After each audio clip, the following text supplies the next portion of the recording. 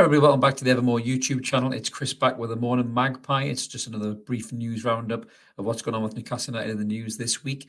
We've got a little bit of a blend of World Cup action, a little bit of a blend of everything going on back home. So we'll get stuck right in then with a little bit of Newcastle United news. So where do we start? There's only one place to start.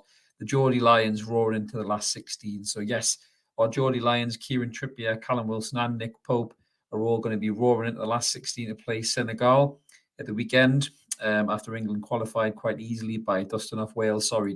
Dusting off Wales 3-0 in the Battle of Britain. Callum Wilson came on, had some game time, played really well. A bit unselfish yet again. But yeah, so the lads are doing really well over in the tournament. Obviously, Nick Pope hasn't had any real match experience yet. We didn't really expect a great deal of that. But it's great to see the Geordie Lions roaring through into the last 16. Might come unstuck when they come against France, though, who look very, very good. But there's been some unbelievable results tonight in the World Cup. If you haven't watched it already, with the likes of Germany going out, Belgium going out, it's incredible. Talk about coupon busters. I've still got Brazil in for my hat pick. So come on, Bruno, do the business, win the World Cup for us, mate. So yeah, we'll be keeping an eye on how our lads do, and obviously see when they get home. And there's another lad who isn't going to be coming home, which is young Garang Kuol. So he has extended his time in Qatar because the Socceroos Australia have also advanced to the last 16, which is absolutely incredible for them. So we're really happy for Garang. Obviously, he's due to sign with Newcastle United and join it with the squad in January. So that'll delay his arrival a little bit. But you know what? If he's getting World Cup experience, it just helps him become a better player when he comes to us in January. So good luck to Garang. And good luck to the Geordie Lions as well. Bruno's still in there. Shaw's still got an outside chance. Probably more Bruno. I think Bruno's already through to the last 16 with Brazil. Hopefully we'll get to see him have a bit of game time in the last group game that Brazil have coming up in the next couple of days. But yeah, we'll be keeping an eye on all our lads in the World Cup and hope they come home in one piece. But speaking about another lad who is at the World Cup is our very own Nick Pope. So Nick Pope, if you didn't see already, even though he's away in Qatar, has won awards back home. There he is right there. What a man. Nick Pope in the middle of our goal. So that is exactly against Crystal Palace where he's won this award. So he's won the Carabao Cup Player of the Round award, which was for the third round, and it was for his penalty heroics against Crystal, where he probably single-handedly got us through to the next round by, making save after save in the penalty shootout. He was absolutely superb in that game. So well done, Nick. Well deserved. Absolutely deserved. So it is Pope's round, the third round. Let's hope he can repeat the feat in the next round as well and get us all the way to the final, which would be absolutely superb. We've got a real good chance of winning that this season, which is will be very, very good. So yeah, just going back to club football and more awards. So another award has been dished out for our very own Joe Willock, as you can see there from the official Newcastle United Twitter account. So Joe Willock has won the Fun88 Player of the Month for November. So he's had a great November as Joe Willock. He's banging a couple of goals. He's been absolutely superb. In my opinion, I think he should have had a sniff at the World Cup. I really do. I think he's offering a lot more than likes of Mason Mount and Conor Gallagher. Obviously, I'm not Gareth Southgate, or I would have picked him, and he'd be over in Qatar. But he'll have a nice rest. He'll come and play for us, hopefully in maybe the friendly against Rayo Vallecano, certainly in the Carabao Cup game against Bournemouth, and then obviously be ready to kick off in the season when he comes back as well, which will be absolutely superb. So just sticking back with Newcastle United before we jump briefly back to the World Cup. It was our gaffer's birthday this week. So the 29th of November, our very own Eddie Howe turned 45 years young. I laugh at this because my mate says he can't believe the Newcastle manager is actually younger than he is now. He's devastated at that. But yeah, happy birthday to Eddie. Hope he had a fantastic day. Hope he enjoyed it with the family. We enjoy every single day Eddie Howe as a Newcastle manager. So yes, happy birthday to you, Eddie. Hope you had a fantastic day. So quickly jumping back to the World Cup, and there's been some serious banter going on in amongst the England squad. Obviously, we know our Geordie Lions there, Trippier, Callum Wilson and Pope. And there's also another lad there, which is this lad right here, James Maddison. Yes, James Maddison, the player that we all want, the player that we were linked with in the summer. And the banter is flying between him and the Newcastle lads. And there's some real cheeky banter going on. This is off Kieran Trippier's Instagram, as you can see there. He's tagged Maddison in it with a little wink. And then also Maddison, I think, shared it on his Instagram as well. So this was kind of driven as well a little bit from every single picture that you see with the England camp. It's either Callum Wilson on the plane or standing talking to Maddison in training, or it's Trippier standing talking to him in training. He was on the Lions Den, which is a really good show on YouTube, obviously talking about the England players kind of behind the scenes. And the Connor Cody asked him a question with a real bit of a cheeky grin on when he said, "Who do you think is going to win the Boxing Day fixture between Leicester and Newcastle United?" And in Maddison's own words, where he said, "That's naughty, that." So yeah, no smoke without fire. There's a lot of journalists are very quick to pour water on this. Keith Downey, who's been on our show, we love Keith. Keith said it's going to be very difficult to do it, but he did say, it could all change if Newcastle United is still sniffing for Champions League places. Luke Edwards is pissed on it. I like Luke, but he does piss on quite a lot of things. Sometimes he gets it wrong, like all journalists. Sometimes he gets it right. But the thing that Maddison won for me, I don't have any ITKs. God, we don't do any ITKs. I've run out many times. I've got to say that on the channel. We don't do ITKs. We just report what's in the media.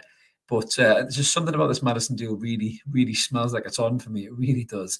And you hear him talking about he's having banter with Trips, Carl, Popey, using the lads' names. I love it. Yeah, of course he's an England teammate, but you love hearing it.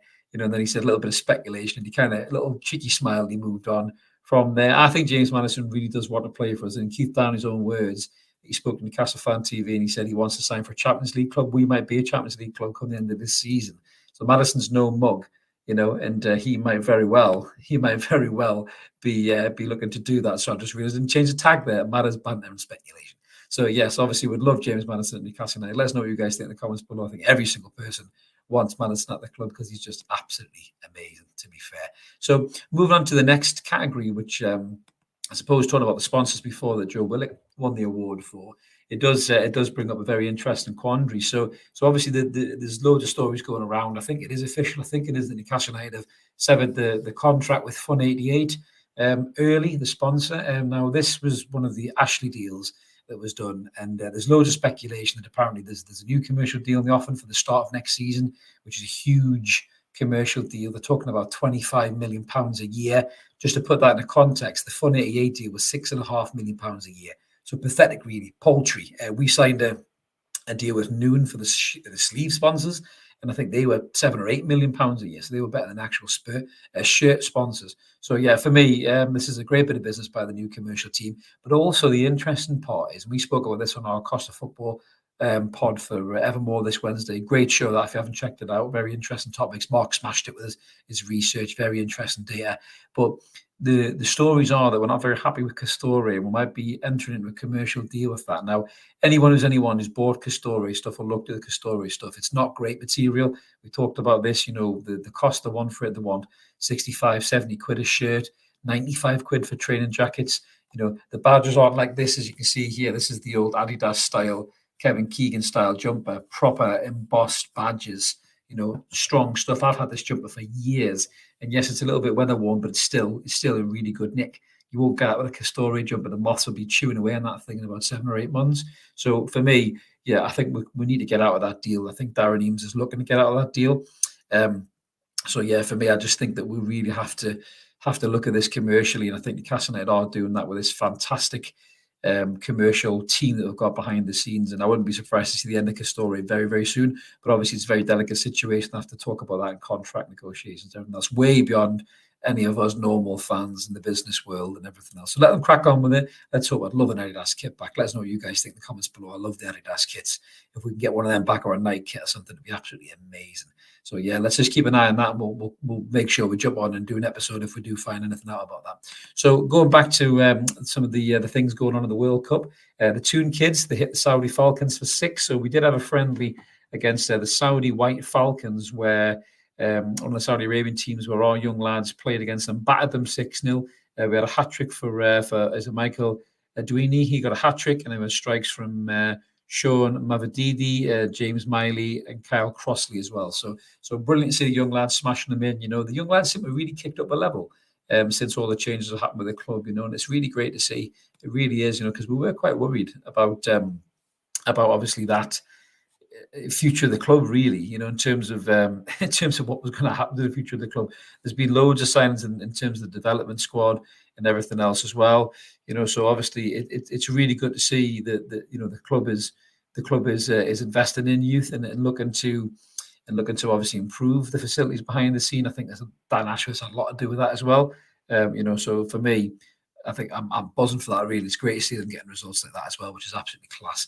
So also there has been some FA Cup announcements as well. I was just double checking the date of the fixture there subtly from the side. So we have got Sheffield Wednesday in the cup. I mentioned this on one of the podcasts. The Steve Bruce derby, if you want to be a real bastard about it. But we are playing the Owls at Hillsborough. It's a ground I've been to, very historical ground, a bit dated now. But Sheffield's a good crack to go for an away game. I'm sure plenty of mags will travel down there, good bars in and around Hillsborough. And that is the 7th of January at 3 o'clock. Sheffield Wednesday versus Newcastle. The time might slightly change for TV. You never know. It could be the same day, but it could be a 12:30 and it could be a 5:30 when you just don't know day.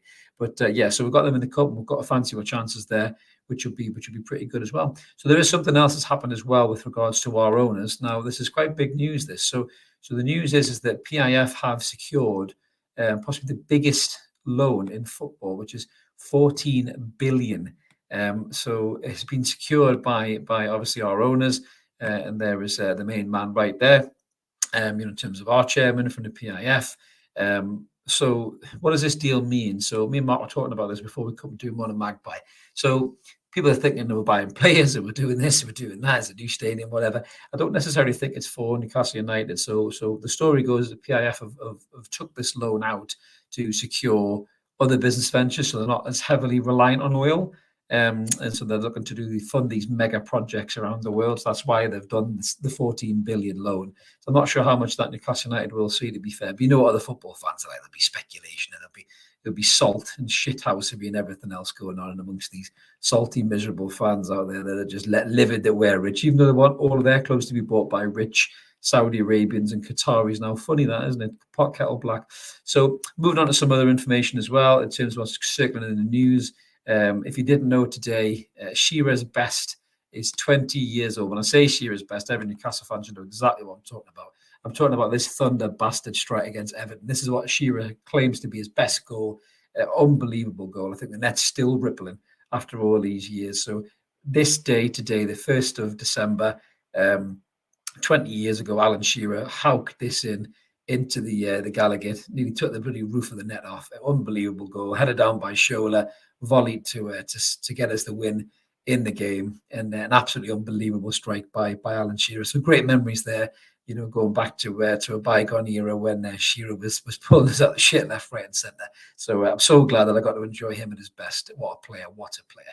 And talking about a great player as well, there was a little bit of sad news as well that this last week marked the anniversary of the death of this great man, Gary Speed.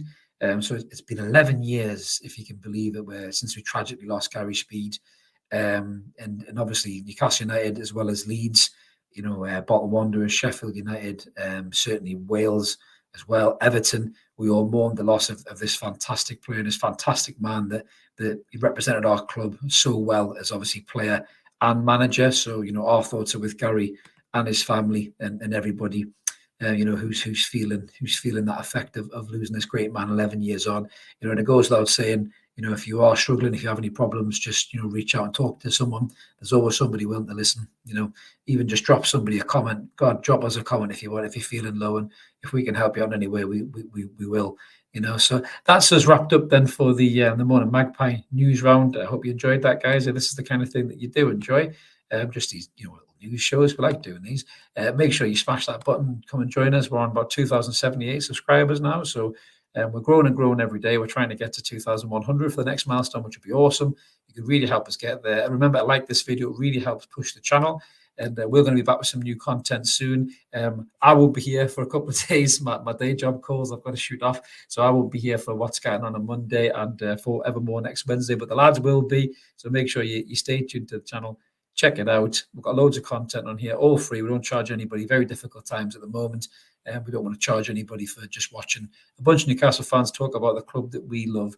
So wherever you are, I hope you're enjoying the World Cup, and I hope you have a great morning, Magpies. This is Chris signing off. We'll catch you later. Cheers.